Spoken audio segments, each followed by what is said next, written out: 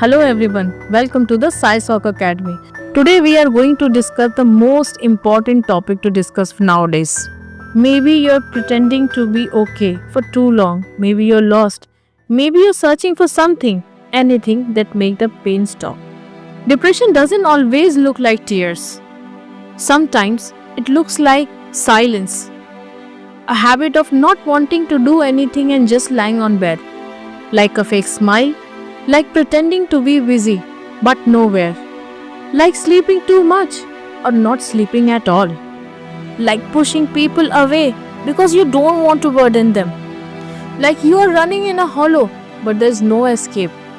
But here's what I want you to hear: you are not burdened, you are not broken, and most importantly, you are not alone.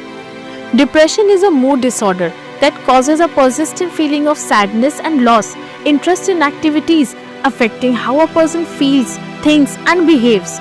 More than just feeling down, significantly interfere daily life, impacting sleep, eating, work, and overall well-being. Depression lowers down the dopamine levels, the happiness hormones, and continuously makes you feel that you cannot do it.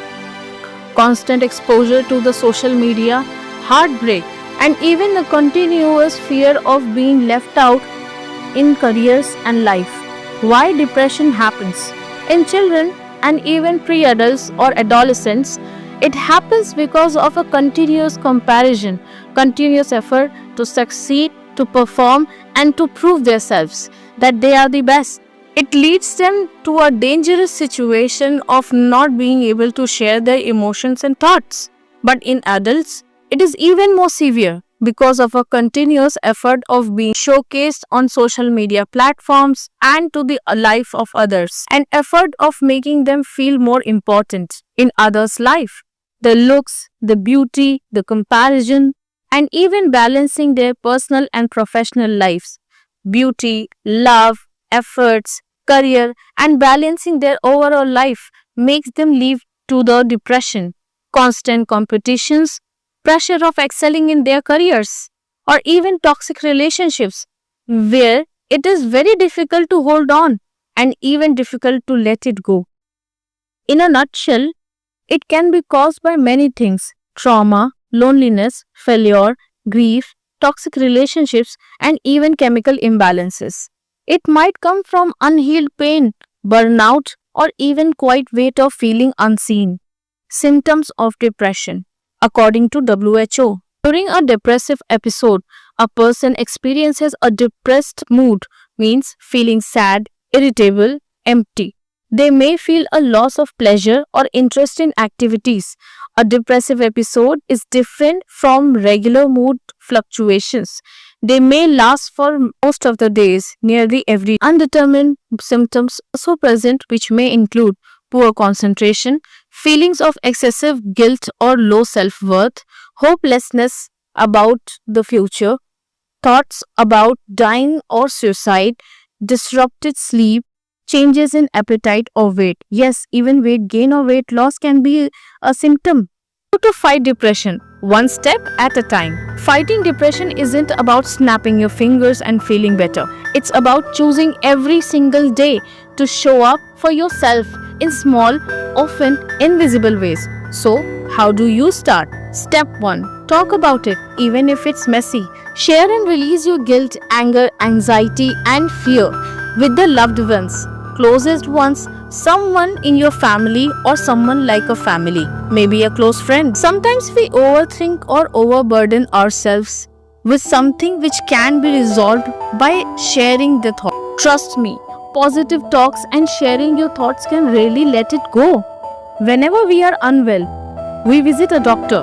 Can we walk with a fractured leg and say that it will be working out? No. Then how can we walk with a fractured mind, thinking that everything will be okay? It's not shameful. It doesn't mean you are crazy. It means you are a human, that you care about your health. We need to stop treating therapy as a secret. We need to stop calling people weak for taking medication. Words like mad, crazy, unstable, they hurt. And worse, they stop people from getting the help they desperately need.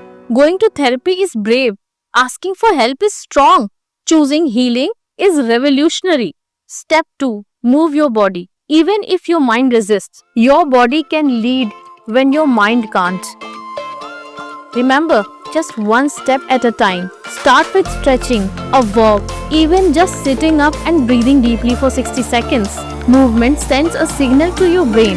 Hey, we are still there and we are still fighting. It increases dopamine level in the body and is a very actionable as well as excellent way of reducing stress levels and increasing confidence, and even cures your hormonal imbalances. Go to the park, but at least spending time in greenery. Trust me, it works like a magic. Make a hobby. It can be anything. It can be dancing with the friends, it can be cooking, pottery, even swimming or dancing. Find yours and work on it. Trust me, you won't even feel like when you have learned the art of letting go. Limit your noise. Protect your peace. Social media, news overload, toxic people. When your mind is already heavy, even harmless scrolling can turn into self-harm. It's okay to unfollow. It's okay to mute. It's okay to step away and choose silence. It's okay to block, and even it's okay to be blocked. Rest without guilt. We live in a world that glorifies hassle, but your healing isn't a race. Rest is not laziness, it's survival. Take a good sound sleep when you feel like it's too much to handle. There will be days when you need to do less. That's okay. You are not falling behind, you are just recovering. You are not alone. Millions of people, teachers, students, parents, doctors, artists, athletes, all might go through depression, and that's totally okay. But all of us can overcome depression. Even professionals go to therapy. They take medication when they need it. They speak to professionals because they want to feel better, to live better, and that doesn't make them broken. It makes them human. So if you are thinking to reaching out to a doctor or therapist, do it. Not because you are mad, but because you are ready to take your life back. Let's change the conversation. Let's normalize healing. Let us teach next generation that even emotional health deserves the same care as physical health. And if no one has told you yet, I'm proud of you for surviving, for considering help, for not giving up, and watching this video. Because even if you're watching this video for help, you did it. Don't forget to like, comment, share, and subscribe to the channel. For more on personality enhancement, join us on Instagram, the Sai Sock Academy, to book your session. Thank you. Bye.